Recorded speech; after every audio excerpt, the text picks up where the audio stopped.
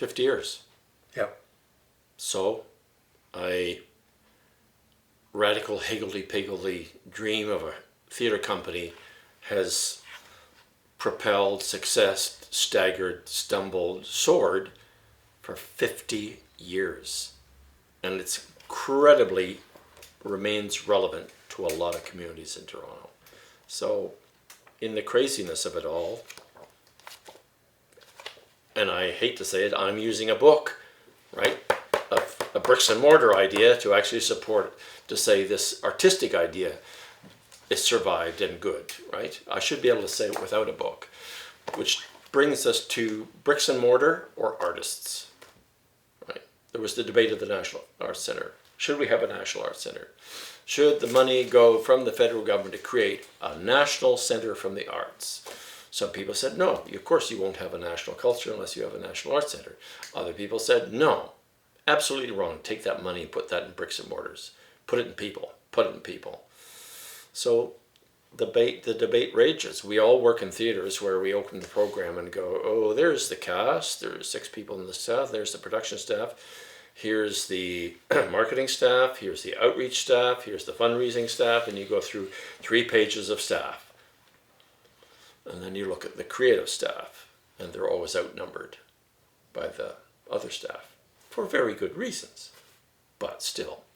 So if I'm a multi-billionaire and I said, okay, Ken, I have $50 million, I want to put $10 million over a year in over 5 years. Tell me where I should take the money. What would you do? I said, let's get 10 really smart people together and figure out what's the best way to spend your money. You know, and then whoever those 10 people were would make some tough decisions. I mean, I don't know. The bricks and mortar thing is really a terrible one. In Kingston, we've spent $200 million on public facilities that are used for art, touring, and so on. 200 million. In the last 10 years. Yeah. Well, one of them is a hockey rink, right? But that's where the Leonard Cohen concerts are when they come to town. Or you need that. But at the same time, the budget for the Arts Council has $500,000 a year to spend on Kingston arts, and by my calculation, about $50,000 or $60,000 of that gets spent on the making of art. So we've got, you know, it's insane. So often it's about balance. We need buildings. You can make art.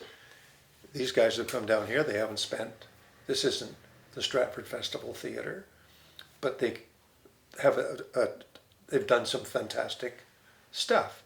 This old building, this old dairy is now owned by the city, sadly, but you don't have to have you don't have to spend $9 million to dig the hole for the National Arts Centre. You don't have to spend $47 million on that building for art's sake. You may need to spend it so that the nation can be proud that when they go to their capital that there is an opera house that's, you know, I mean, I think we need those things.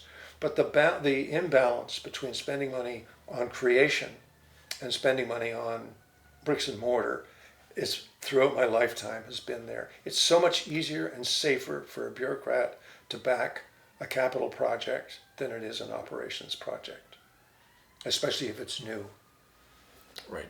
So, I mean, we just have to stop doing that. We don't need any more buildings to make more and better theater in.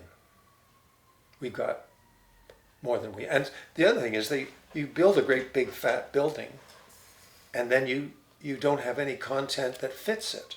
So you've got your form, but you got no content. Start with content and then create a vessel to hold that content when it becomes obvious that it needs one.